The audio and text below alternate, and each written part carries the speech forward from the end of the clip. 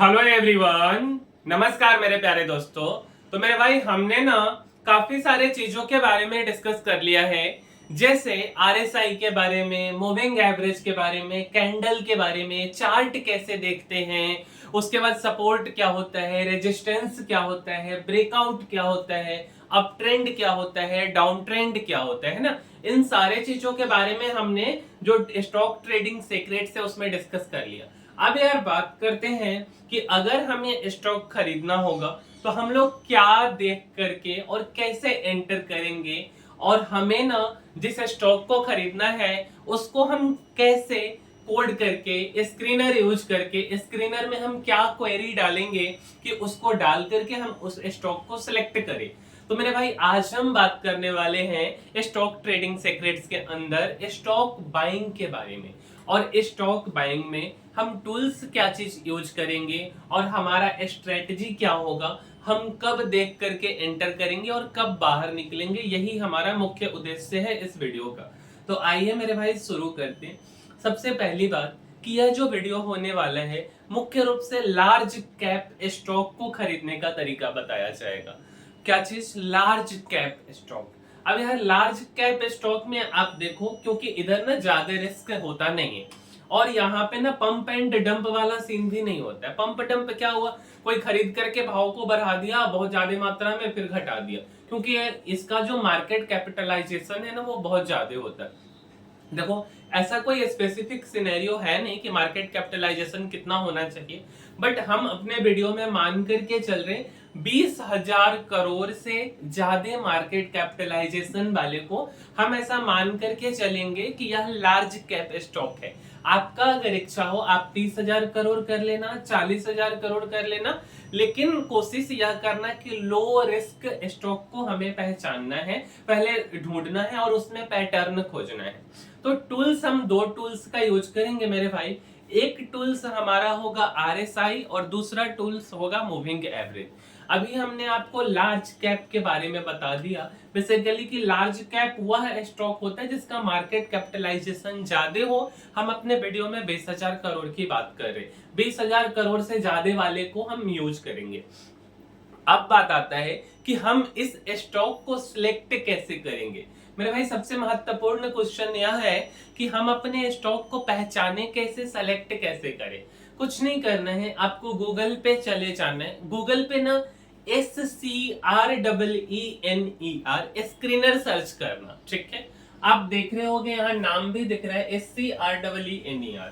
तो आप उस पर क्लिक करोगे तो आपको एक वेबसाइट खुलेगा कुछ इस तरीके का। जब यह वेबसाइट खुल जाएगा मेरे भाई, तब आपको यहाँ पे ना ऐसा ही सेम टू सेम ऑप्शन दिखेगा। यहाँ क्रिएट न्यू स्क्रीन लिखा हुआ है, इसको ना आप सिलेक्ट कर लेना।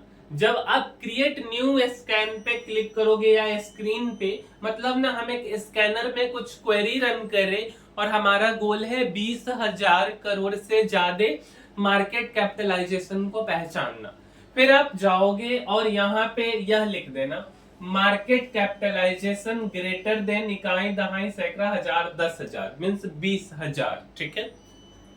आपका मन है इससे और कम रिस्क चाहिए, 30,000 करोड़ कर लेना, 40,000 कर लेना, 50,000 कर लेना, ठीक है। तो ये चीज आप यहाँ पे डाल दोगे, आप कहीं पे नोट कर लो और यहाँ पे रन दिस क्वेरी कर देना।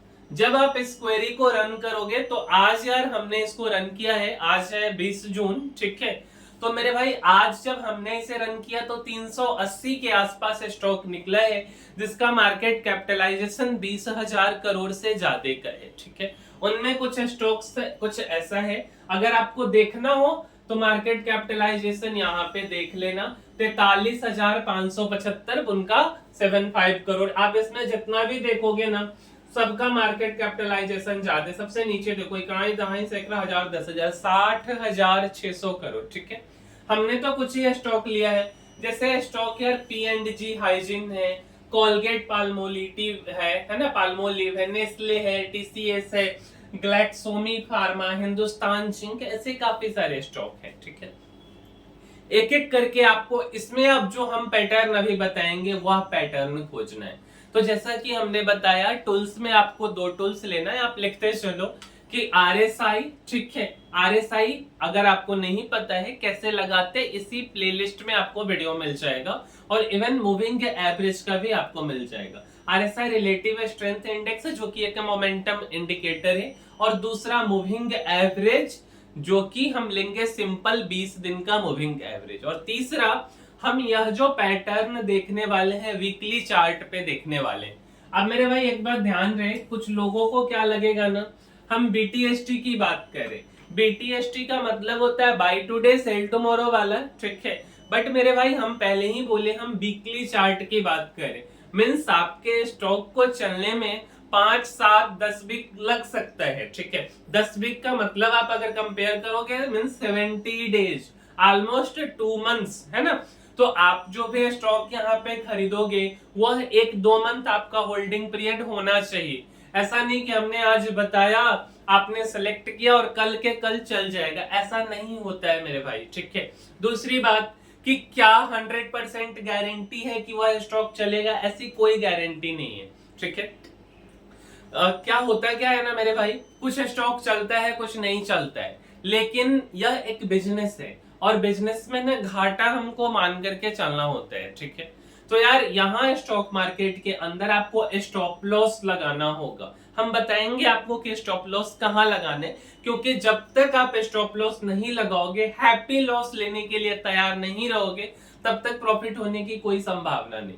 और जो लोग नए हैं जिनको कुछ भी नहीं पता है मेरे भाई, एक पेपर ट्रेडिंग होते हैं, पेपर स्टॉक बाइंग, ट्रेडिंग की बात छोड़ देते, तो हम उस स्टॉक को आज जिस भी दिन है, जिस दिन हम चार्ट देख रहे हो लिख करके रख लेते, 1 महीने 2 महीने में देखते कि अच्छा हमने इस प्राइस पे स्टॉक को खरीदा है और कब खरीदा है, और हमारा स्टॉप लॉस यह है, मींस कि अगर इतना पैसा घट जाए उस स्टॉक का और उससे नीचे जाने लगे तो हम बेच करके निकल जाएंगे, इतना लॉस झेलने का मेरा कैपेसिटी है। हम यह आपको बिल्कुल सजेस्ट नहीं कर रहे आप 100 खरीदो 200 खरीदो, आपका मन है आप पेपर पे देखो, और अगर आपका मन नहीं तो 1-2 खरीद के चेक करो। पहले सबसे पहली बात होता है चेक करना, है ना, क्योंकि यह एक सिस्टम है, और सिस्टम यार क्या है ना, सिस्टम में हर एक चीज को आपको फॉलो करना पड़ेगा। जब तक आप फॉलो नहीं करोगे तब तक आपको पता नहीं चलेगा। और ऐसा नहीं कि मेरी बातों पे ब्लाइंडली आपको ट्रस्ट कर लेना है, आपको खुद जाकर के चार्ट को देखना है, आपका मन कहे तब जाकर के आपको स्क्रीन से चार्ट बाहर निकल करके और बोले कि भाई मुझे खरीद, अब मैं ऊपर जा रहा हूँ, ठीक है। आपको ऐसा वाला कॉन्फिडेंस आ जाना चाहिए, तब जाकर के आप खरीदना, ठीक है। अब रूल क्या है, रूल की बात कर लेते हैं। पहला रूल तो मेरे भाई यह है कि आपको खरीदना तभी है जब आरएसआई 60 के ऊपर चला जाए वीकली चार्ट पे। पहला रूल यही है मेरे भाई, खरीदना तभी है। एंट्री रूल, एंट्री रूल क्या है कि आरएसआई वीकली चार्ट पे 60 के ऊपर जाना ही चाहिए, ठीक है। दूसरा बात क्या है कि एग्जिट हम कब करेंगे, तो एग्जिट करना है हमको कब, जब 20 मूविंग एवरेज के नीचे प्राइस चला जाए। यहाँ पे देखो एग्जिट का 2 तरीका हो सकता है, मुझे लगता है देखो हर चीज का एक सिस्टम होता है ना, तो एग्जिट का एक सिस्टम यह है कि हम ट्रेलिंग स्टॉप लॉस करें। ट्रेलिंग स्टॉप लॉस जिनको नहीं पता है मैं आपको बता दे, लेट अस सपोज आप किसी स्टॉक को 100 रुपए पे खरीदे हो और आप ना 80 रुपए पे अगर वह स्टॉक आ गया तो आप बेच के निकल जाओगे, तो यह हो गया आपका स्टॉप लॉस 80 रुपए। मीन्स आप 20 रुपए लॉस लेने के लिए तैयार हो, जो कि आपका हैप्पी लॉस है। अगर 20 रुपए आपसे कोई छीन ले, आपका कहीं पे गिर जाए एक स्टॉक पे, तो आपको दुख नहीं होगा, ठीक है। लेकिन अगर यह स्टॉक अगले दिन 120 पे चला गया अगले वीक में, तो आपका जो स्टॉप लॉस है मेरे भाई, वह स्टॉप लॉस आपको बदल देना है, ठीक है।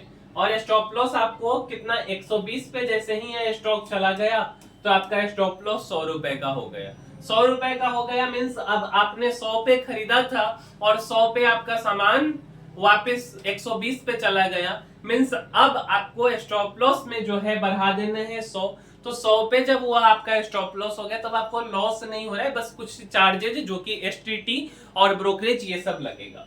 फिर अगर यह 120 से 140 चला गया तो आपका स्टॉप लॉस 120। मीन्स जैसे जैसे स्टॉक का भाव बढ़ते जाए, शेयर का कीमत बढ़ते जाए, स्टॉप लॉस बढ़ाते जाना है। अब बात आते है कि क्या हम एक बार स्टॉप लॉस लगा करके सो जाएंगे तो हो गया, आंसर है नहीं मेरे भाई। भारत के अंदर जो भी प्लेटफॉर्म है, हर दिन आपको स्टॉप लॉस जो है वह लगाना पड़ेगा पर एक डे। तो 2-4 मिनट इसमें समय लगेगा, 2-4 मिनट भी नहीं लगता, बट आपका एक्सपर्टाइज नहीं है तो 2-4 मिनट लगेगा, है ना। तो 2-4 मिनट दे करके आप स्टॉप लॉस चेंज कर लो। आपका मन करता है कि चलो ठीक है, मेरा गोल है कि हमको 5-10% लेके बाहर निकल जाना है, या जो भी आपका परसेंटेज है, अगर आपको उतना मिल जाता है तो आप बाहर निकल जाओ। बस रूल ध्यान में रखना है कि एंट्री रूल हमारा है आरएसआई के हिसाब पे, और एग्जिट रूल हमारा मूविंग एवरेज के हिसाब पे वीकली चार्ट है, ठीक है। ये बात आपको ध्यान में रखना है। अब यार एक और बात आता है ना, एक और बात आता है। बात क्या आता है मेरे भाई कि एक दिन में यह स्टॉक नहीं चलेगा, ठीक है। इसमें कुछ वीक लग सकते हैं, डेली मतलब डेली वाला होता है, डेली में 5 दिन 10 दिन भी लग जाते हैं कभी कभी, बट वीकली है 5-7-10 वीक आप मान के चलो। 7-10 वीक का मतलब 2-2.5 महीने हो जाता है। अब यार हमने ना पहले आपको थोड़ा सा हम आपको दिखा देते हैं कहानी, ठीक है। जैसे लेटर सपोज ना मेरे भाई, हम ओएनजीसी का स्टॉक ले लिए, ठीक है। अब देखो एक एक करके आपको हम समझाते हैं यहाँ पे, ठीक है। ये खुल रहा है, देखो। अब मेरे भाई यह ओएनजीसी का स्टॉक आप देखो, यहाँ पे वीकली चार्ट है, यह मूविंग एवरेज और ये आरएसआई, ठीक है। अब आप यहाँ पे देखना, जैसे हम चलते हैं ये देखो 26 जून 2023 को आरएसआई, अगर आप देखोगे मेरे भाई 26 जून 2023 को आरएसआई 57.83 है, ठीक है। थोड़ा सा आगे चलते हैं यहाँ पे, ठीक है। अब रुको यार, यहाँ से नहीं हो पाएगा, है ना। देखो अब यहाँ देखो, ये अगर हम देखेंगे 3 जुलाई 2023 को आरएसआई 61.13, ठीक है। ये जो आरएसआई है, तो 3 जुलाई 2023 को अगर मुझे यह सिस्टम पता होता तो हम इस स्टॉक को खरीद सकते थे, और इसका हाई है 157 रुपए 35 पैसे और लो है 151 रुपए 65 पैसे। ओएनजीसी का स्टॉक है, ठीक है। लेटर सपोज हम मान करके चलते 157 नहीं 160 रुपए हम मान लेते, राउंड टू राउंड कैलकुलेशन थोड़ा आसान रहे। 160 पे लेटर सपोज हमने बाई कर लिया, और हमारा जो है अगर 150 रुपए के नीचे यह स्टॉक जाता है तो हम बाहर निकल जाएंगे। मीन्स हम एक स्टॉक पे 10 रुपए का लॉस लेने को तैयार हैं। अब 3 जुलाई से आप देखते जाओ, आरएसआई क्रॉस कर गया, हम इसलिए एंटर किए हैं। मूविंग एवरेज से हम नहीं कुछ देख रहे यहाँ पे, ठीक है। अब अगर हम देखेंगे 3 जुलाई 2023 से, जब तक मूविंग एवरेज के नीचे नहीं आए हमको बाहर नहीं निकलना है।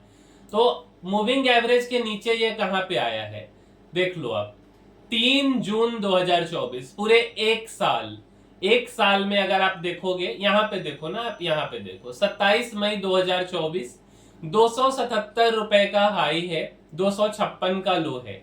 मीन्स कि हम कितना बोल सकते, तो मेरे भाई हमने खरीदा कहां पे था आप देखो, तो हमने खरीदा था 160 पे, और हमारा स्टॉप लॉस कहां पे ट्रिगर हुआ 256.70, हम 250 मान लेते। तो अब आप यहां से कैलकुलेट करो, 160 और 250 मीन्स कितना रुपए हो गया, 90 रुपए। तो मेरे भाई राउंड टू राउंड अगर 90 हमें नहीं मिलता है, मेरा मन है थोड़ा पहले निकल जाने का, तो हम निकल जाएंगे पहले, तो भी आप देख लो कि कितना परसेंटेज हो गया। तो ये एक है ना। क्या और भी स्टॉक हो सकता है, ये मेरा सेलेक्टेड स्टॉक नहीं है यार, हम रैंडम आपको दिखा रहे। लेट अस सपोज हम एनडीटीवी सेलेक्ट कर लेते हैं, ठीक है।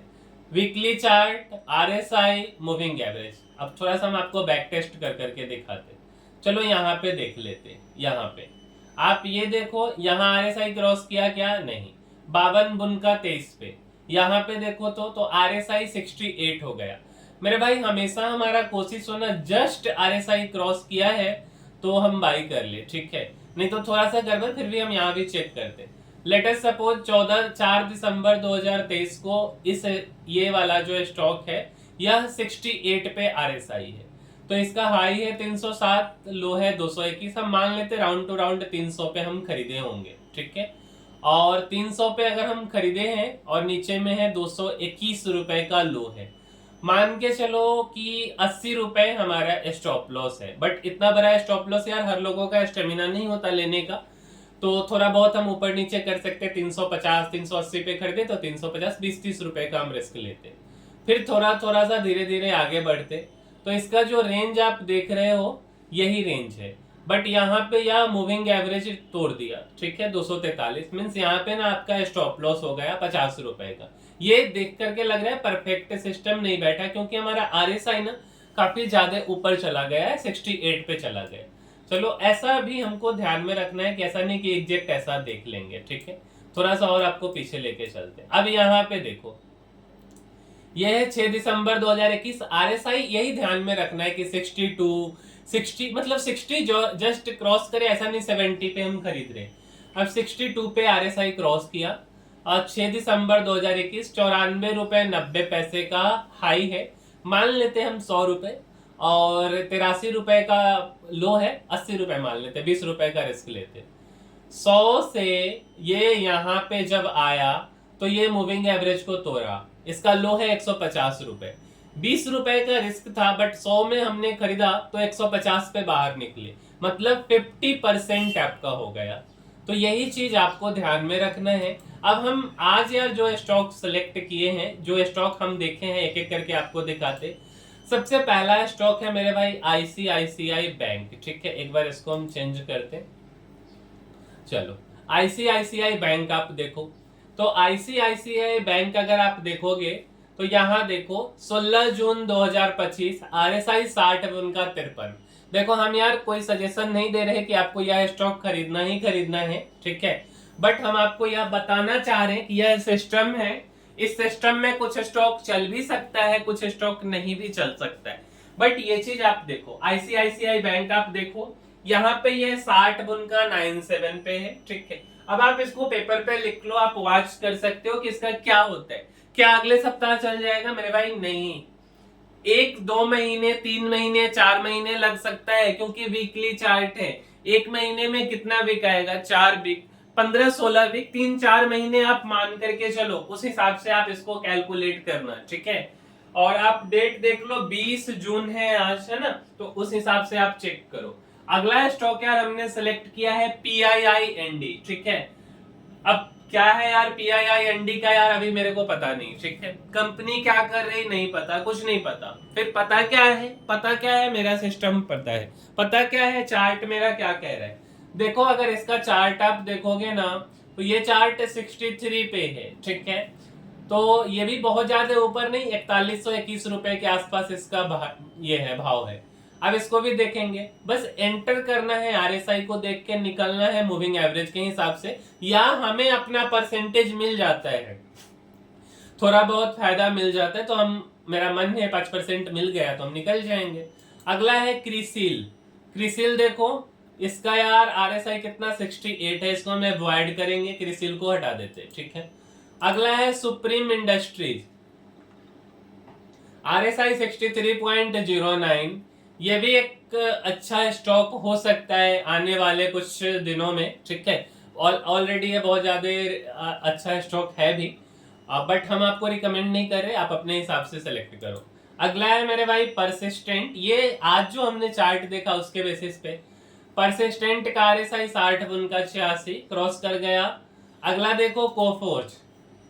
कोफोर्ज है 16 जून 2025 आरएसआई क्रॉस किया है 62.37।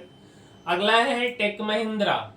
टेक महिंद्रा चेक करो आप, 16 जून 2025 आरएसआई 61.42।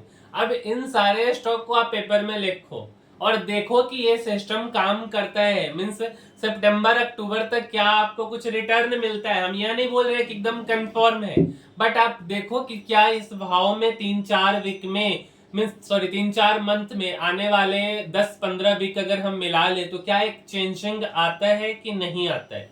अगला स्टॉक है मेरे भाई टीवीएस मोटर। आप देखो 61 उनका 33। टीवीएस मोटर के बाद है ग्लैंड फार्मा, ये क्रॉस किया है क्या मेरे भाई? नहीं क्रॉस किया, नहीं बाई करेंगे, हटाओ इसको। अगला है रिलायंस। तो रिलायंस यार काफी दिनों से सपोर्ट ले रहा है बार बार, 62.81, अच्छा स्टॉक हो सकता है। अगला है बंधन बैंक, क्या क्रॉस किया है? नहीं। 59 उनका 95, नहीं खरीदेंगे बंधन बैंक, हटा देते। अगला है Kotak bank. Kotak bank cheque करो, 64 उनका 31, क्या हम इसको ले सकते हैं? तो यार अपना सिस्टम तो कह रहा है, बाद बाकी हम पेपर पे इसको नोट करके रख सकते हैं। अगला है HDFC बैंक। HDFC बैंक के चेक कीजिए 63.96, ठीक है, ये भी RSI क्रॉस है। उसके बाद अगला है मेरे भाई एक्सिस बैंक। एक्सिस बैंक का RSI 61.67, 60 क्रॉस है। उसके बाद अगला है पॉलिसी बाजार। पॉलिसी बाजार को चेक करो 60.84, RSI क्रॉस कर गया। उसके बाद NXTRR, इसको देखते हैं क्या है इसका। देखिए तो इसका RSI कितना 61.75। तो ये सब मेरे भाई कुछ स्टॉक्स थे जो हमने आज यार स्कैन जो किया ना, यहाँ पे हमने क्वेरी चलाया, ठीक है। जब यार हमने यह क्वेरी चलाया, ठीक है, तो ओवरऑल कितना स्टॉक निकल करके आया था, ये देखो आप, ओवरऑल 342 स्टॉक निकल करके आया है। 342 में से हमारे पास कितना था, तो मेरे पास मेरे भाई कितना आपको दिखाया हमने, देखो तो 1 2 3 4 5 6 7 8 9 10 11 12 13 मीन्स 13 ऐसे स्टॉक निकले 342 में से जो RSI क्रॉस कर गए वीकली चार्ट पे 60 के ऊपर। अब हम इसको चेक करेंगे कब, तो मेरे भाई इसका हम चेक करेंगे कब, तो आप देख लो 20 जून है।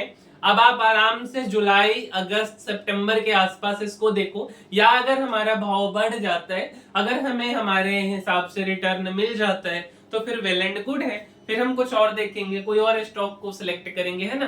तो मेरे भाई यह सिस्टम है। अब मिलते हैं अगले वीडियो में किसी और सिस्टम के साथ। अब हमारा यह जो सेशन था स्टॉक ट्रेडिंग के सीक्रेट्स से रिलेटेड लगभग अब अंत की तरफ है। 1 या 2 वीडियो और आएगा इस पे, और ये वाला जो ये है कोर्स एक तरह से बोल सकते हैं कि कंप्लीट हो जाएगा, फिर कुछ अगले में बात करेंगे। तो इस वीडियो में इतना ही मेरे भाई, मिलते हैं अगले वीडियो में, तब तक के लिए धन्यवाद।